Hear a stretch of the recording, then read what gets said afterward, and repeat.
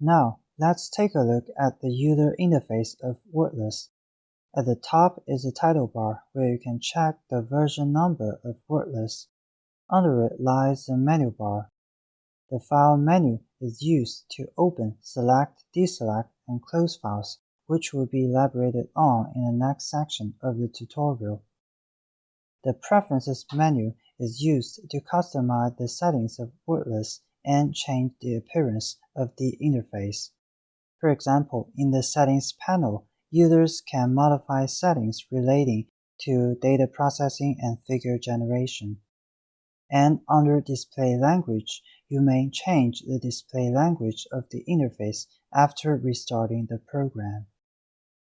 Items under the Help menu are used to display miscellaneous help information as requested by the user. At the bottom of the window is the status bar, which is used to display status information such as help texts when you move your cursor onto menu items, and error messages if something wrong happens while the corpus files are being processed and analyzed. The section between the menu bar and status bar is the main part of Wordless, which is divided into two parts. The lower half is the file area where information about all corpus files open in Wordless is listed. The upper half is a work area consisting of several modules, and you can use tabs to switch between them.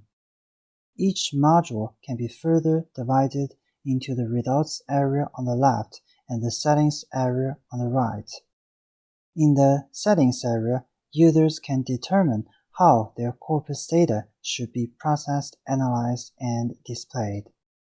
If you want to get access to other advanced settings, open the Settings panel under the Preferences menu. When data processing is finished, the results will be shown in the table in the Results area, or a new window containing the generated figure would be opened.